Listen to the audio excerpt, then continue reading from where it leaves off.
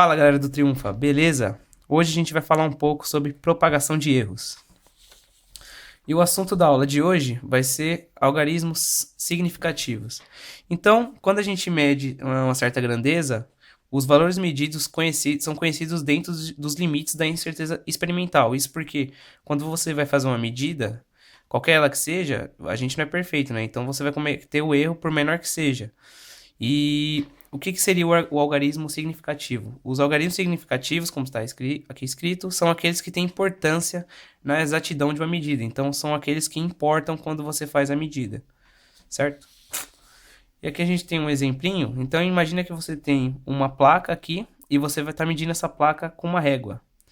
E aí, o fabricante geralmente fornece isso, que a régua tem uma certa precisão. E no nosso exemplo aqui, essa régua que a gente está usando, ela tem precisão de mais ou menos 0,1 centímetros. Então, você vai fazer uma medida, o erro associado a essa medida é mais ou menos 0,1 centímetros. Então, suponha que a gente mediu o lado da placa, e a medida que a gente obteve lá, olhando mesmo, foi essa aqui, ó, 3,4 centímetros.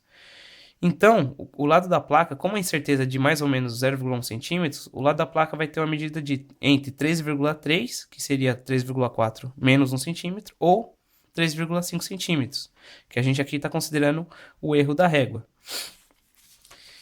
Então, nesse caso, a medida que a gente obteve com a régua tem 3 algarismos significativos. Você lembra que quando a gente mediu lá a plaquinha, eu falei que supondo, né, que a gente obteve essa medida aqui, 3,4.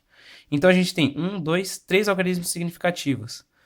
E aqui tem uma observação importante que os algarismos significativos, eles incluem o primeiro algarismo estimado. Ou seja, a gente tem aqui 13 centímetros, que é o valor que a gente tem certeza que a régua mediu, e tem esse 0,4 aqui. O 0,4 centímetros que está aqui, a gente não tem certeza sobre ele. Ele é o primeiro algarismo estimado.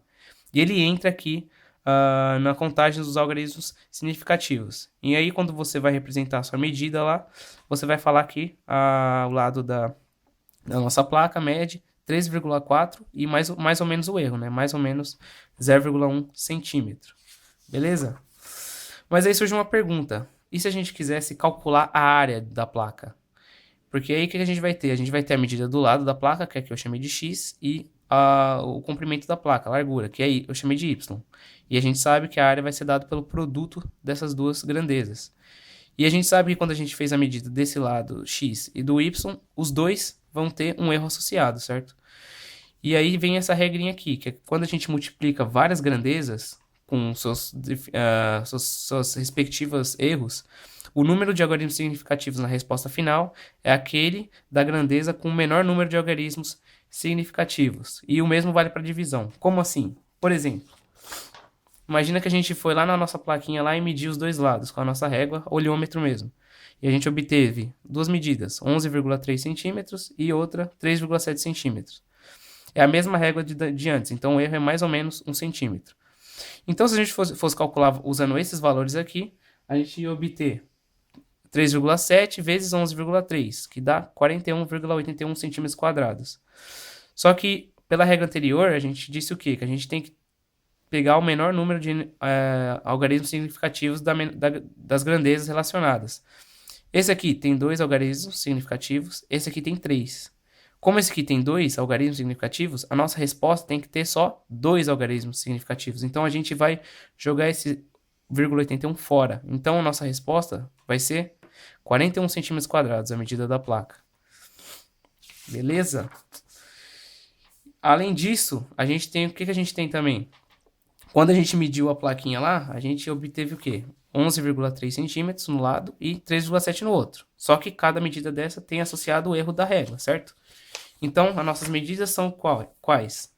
11,3, mais ou menos o erro, e 3,7, mais ou menos o erro. Então, o valor da área tem relação com essas medidas aqui com o erro. Como assim? Você vai ter dois valores, a área pode variar entre dois valores, um máximo e um mínimo. Como assim? Você vai pegar as duas grandezas e tirar o erro. Ou seja, eu vou ter 11,2 centímetros vezes 3,6 centímetros. Eu peguei 11,3, tirei o 0,1, peguei o 3,7, tirei o 0,1. E obtive isso aqui, 40,32 centímetros quadrados. No caso do maior área possível, eu somaria o erro aqui, nas duas grandezas. Então, eu teria 11,4 vezes 3,8, dá 43,32 centímetros quadrados, a área da nossa placa. Só que a gente falou que a gente tem que pegar o menor número de algarismos significativos das grandezas. E no caso são 2, certo? 2 aqui e 2 algarismos significativos aqui. Então, área 1 e área 2, aplicando essa regra, são 40 centímetros quadrados, eu esqueci de colocar, e 43 centímetros quadrados, a gente está falando de área. Então, a área da placa é algo entre 40 centímetros e 43 centímetros quadrados. Além disso, eu coloquei aqui uma observação, quando você está lidando com soma de números ou subtração de números com casas decimais, o número de casas decimais no resultado deve ser igual ao menor número de casas decimais em qualquer termo da soma. Então, eu tenho aqui um exemplo. Imagina que você está somando 100... Isso aqui são medidas, você pode falar que são medidas. Então, você imagina que você tem uma medida de 114 e outra de 6,24. Quando você soma, você obtém 120,24. Só que o 114 não tem casas decimais. Então, quando você for colocar seu resultado, o seu resultado não pode ter casas decimais, porque o menor número de casas decimais aqui, nesse caso, é zero. Então, a resposta correta, se colocar lá, seria 120. Então, você tem que pegar o menor número de casas decimais das grandezas que você está somando. Bom, vamos parar por aqui. Para dúvidas, sugestões, críticas e observações, acessem o link do formulário na descrição do vídeo. Até a próxima.